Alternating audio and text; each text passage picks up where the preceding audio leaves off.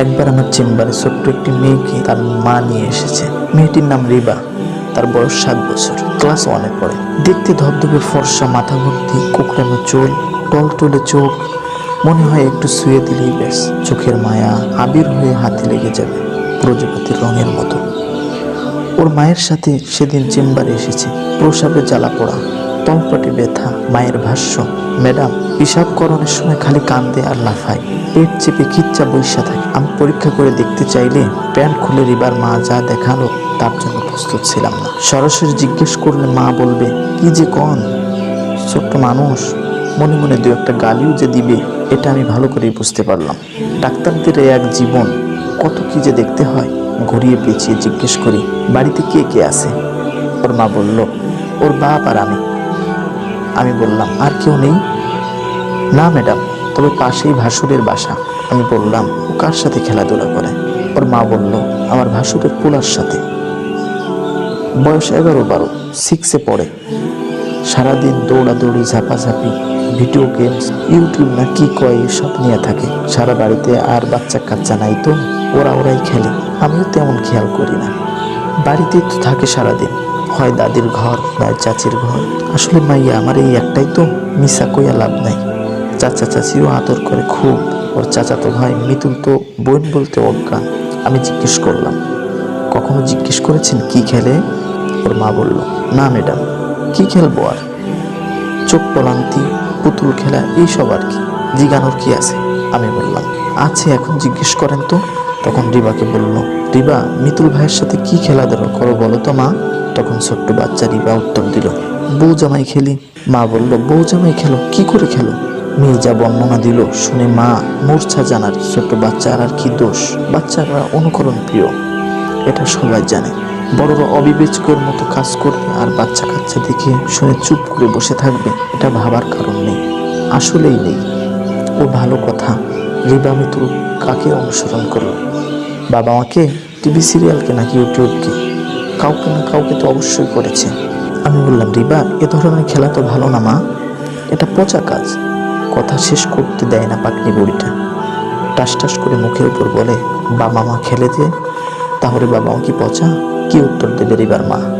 উত্তর দেওয়ার কি মুখ থাকে? মহিলা হতো বিহ্বল হয়ে পড়ে, যেন পায়ের তলায় কোনো মাটি নেই বেচারার।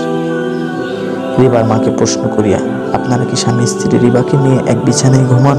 রিবার মা বলে হ ম্যাডাম, ছোট বাচ্চা, ওর বাপে কয় কি বুঝবো, ও ঘুমালেই তো কাদা, লোকটার খাই বেশি। বাচ্চা ঘুমালে ঘুমালো না, তর সয় না। আমি আগেই কইছিলাম। হাহাকার, থই থই কান্না হয়ে ঝরে পড়ে। আহারে, দেখুন আমরা বাচ্চাদের যতটা নির্বোধ মনে করি আসলে ততটা নির্বোধ না ওরা, বরং একটু বেশি বুদ্ধি রাখে ওরা। শুধু আমরা বড়রাই এ কথা মানতে চায় না। আমাদের দিয়ে ওদের হিসেব করি, কিন্তু ওরা হিসেবে বাবা মাদের চেয়েও পাকা। যে কাজটা বাবা মা করে সেই কাজটা খারাপ কিভাবে হয়? কাজেই বাবা মা বউ জামাই খেলা তারা খেলতেই পারে, তাদের তো দোষ দেওয়া যায় না। একটু ভেবে বলুন তো যায় কি? আসলে একটা নির্দিষ্ট সময় পর সন্তানদের বিছানা আলাদা হয় বাঞ্ছনীয়। সবার পক্ষে হয়তো সন্তানদের জন্য আলাদা আলাদা রুম দেওয়া সম্ভব নয়। সেক্ষেত্রে বাবা মায়ের বিছানাটা কাপড় দিয়ে পার্টিশন দেওয়া যায় মশারির মতো। আর নিতান্তই যদি সম্ভব না হয়, দম্পতিদের অবশ্যই সর্বোত্তম সতর্কতা অবলম্বন করতে হবে। আমরা বাচ্চা কাচ্চা নিয়ে ঘুরতে যাই, মজার মজার খাবার খাই, দামি দামি গেজেট দিই, হেলথ এডুকেশন, সেক্স এডুকেশন, কত জরুরি যে এসব জীবনমুখী শিক্ষা। কি আজব আমরা, কবে বুঝবো এর গুরুত্ব? বাচ্চাদের কি কি করা উচিত আর কি কি উচিত না সেটা বলুন। ছোটদের কাজ, বড়দের কাজ কি কি জানান। ধীরে ধীরে নিজেদের শরীর সম্বন্ধে শিক্ষা দিন। গুড টাচ, ব্যাড টাচ সম্পর্কে জানান। প্রিয় অভিভাবক, সন্তানের কথা বিশ্বাস করুন, সন্তানের বন্ধু হন, ধর্মীয় শিক্ষায় শিক্ষিত করুন এবং ধর্মীয় অনুশাসন মেনে চলতে উদ্বুদ্ধ করুন। মনে রাখা ভালো, লালন পালন করাই কিন্তু শেষ কথা না, সন্তানকে সুরক্ষিত রাখাও বাবা মার পবিত্র দায়িত্ব। আসুন ঠিকঠাক দায়িত্ব পালন করি, ওদের জীবনটা আর একটু সহজ করি।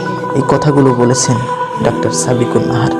বাস্তবতার নিরিখে আজকে কথাগুলো বললেও আজ থেকে 1500 বছর আগে আমাদের রাসূলুল্লাহ সাল্লাল্লাহু আলাইহি ওয়াসাল্লাম আমাদেরকে এই কথাগুলো বলে গিয়েছেন। রাসূলুল্লাহ সাল্লাল্লাহু আলাইহি ওয়াসাল্লাম ইরশাদ করেছেন, যখন সন্তানের বয়স 7 বছর হয় তখন তার বিছানা আলাদা করে দাও।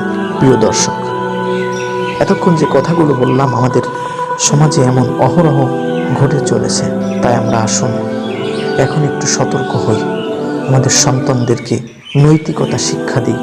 আর আমাদের সন্তানরাই হচ্ছে সব থেকে দামি সম্পদ। আমাদের এই সম্পদ যেন কোনো ক্রমে নষ্ট না হয় এ বিষয়ে সজাগ দৃষ্টি রাখি। আমাদের ভিডিওটি যদি আপনাদের কাছে একটুও ভালো লেগে থাকে তাহলে অন্যকে সতর্ক হতে সাহায্য করুন এবং আমাদের চ্যানেলটি সাবস্ক্রাইব করুন।